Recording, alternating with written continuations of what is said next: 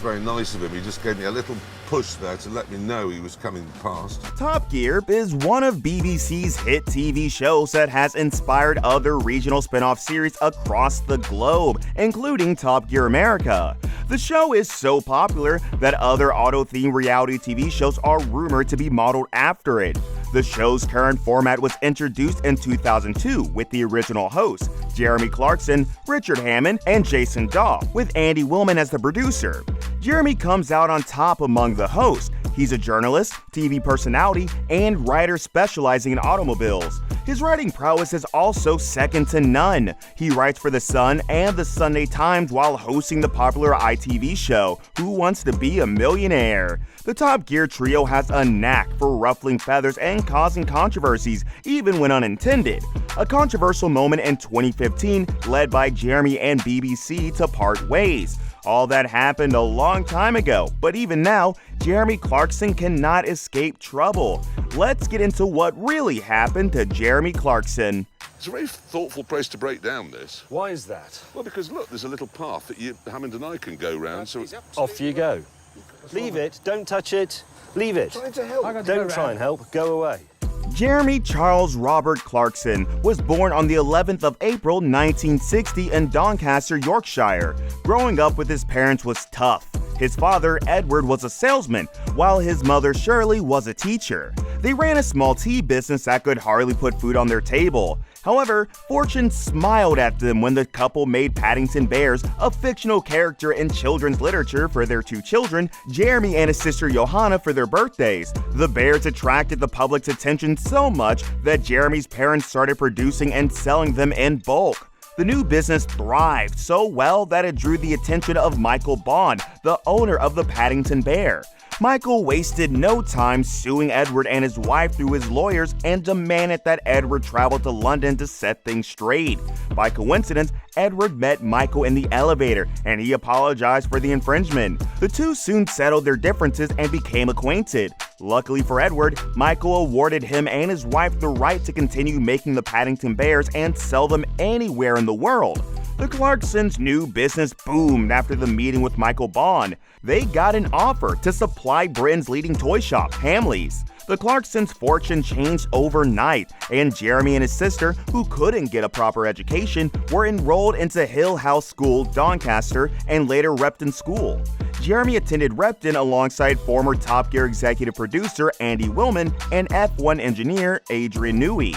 However, he was expelled from the school for drinking and committing other atrocities. Jeremy's first job after his education was as a salesman for his family's business, selling Paddington Bears.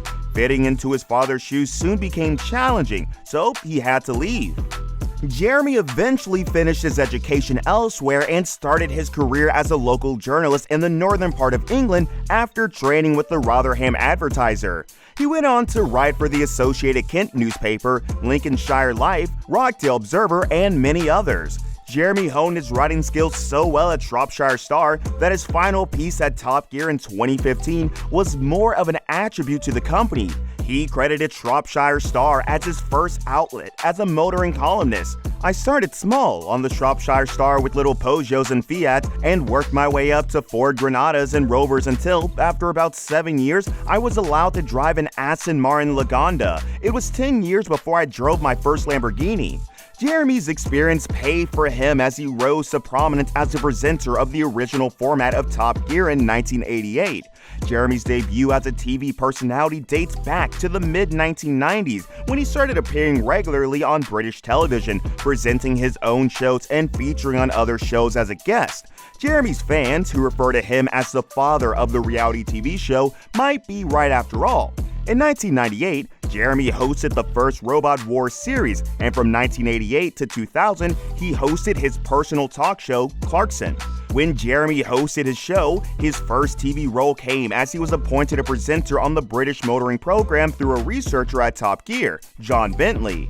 After his brilliant deliveries on the show, John vowed to extend his appointment. When John became the show's producer, he talked about hiring Jeremy and what made the show executives love him. He was just what I was looking for, an enthusiastic motoring writer who could make cars on telly fun. He was opinionated and irreverent rather than respectfully po-faced. The fact that he looked and sounded exactly like a 20-something ex-public school boy didn't matter, nor did the impression there was a hint of school bully about him. He knew he was the man for the job. Clarkson stood out because he was funny. Even my bosses allowed themselves the odd titter. While Jeremy is a good host, his attitude on air causes a spark, and most times he implicates his bosses, who have to keep apologizing to the public repeatedly. Well, Jeremy is in the news again, but this time around, it's more serious. So what really happened to the controversial host? Jeremy Clarkson has always been closely associated with controversies over his career. In 2004, he had a physical altercation with a TV personality. Jeremy punched Piers Morgan, admittedly in his wife's defense, and was escorted out by security during a BBC Press Award ceremony. Jeremy and his Top Gear co-host were also a part of the major outrage following comments deemed insulting towards a group during the show's news segment discussing the Mastrada sports car. Also, while filming a special episode in Burma, in a scene where Jeremy commented that the bridge he was looking at had a slope on it. In this context, the word slope is an abusive word for a particular group of people. This incident also caused outrage online, and many fans began to wonder why Jeremy loves to be in the headlines every week. In his final season on the show, the Patagonia special also made headlines for the wrong reasons. However, it was reported that Jeremy was found to be at no fault for creating the issue that forced the entire production team to flee Argentina for their lives. Jeremy's offensive comments on and off the air over the years made the BBC question whether he should continue to host the show.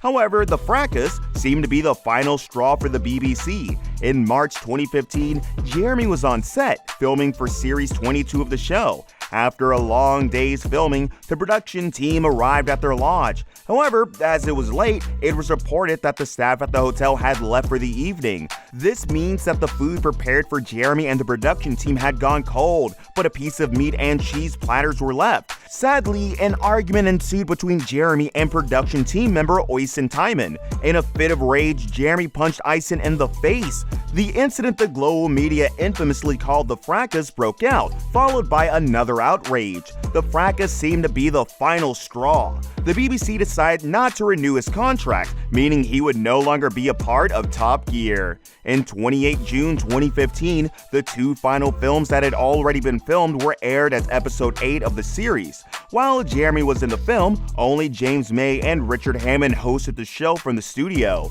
Top Gear undoubtedly owes its existence to Jeremy, and even Jeremy himself calls the show his baby, which is right to some extent, but his acts shouldn't go unpunished, right?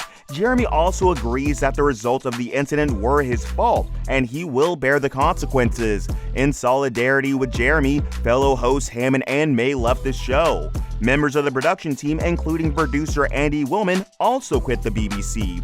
Jeremy and his cohorts who left the BBC started Amazon's hit car show, The Grand Tour. Trust Jeremy to give his all to please the audience. After a remarkable success with the show, the trio released other shows with Amazon.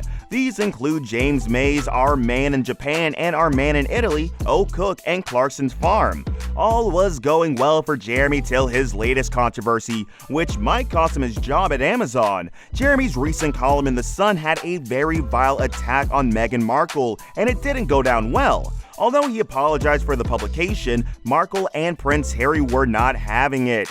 No decision has been taken on the issue yet, but the best guess is that Jeremy might be on his way home soon.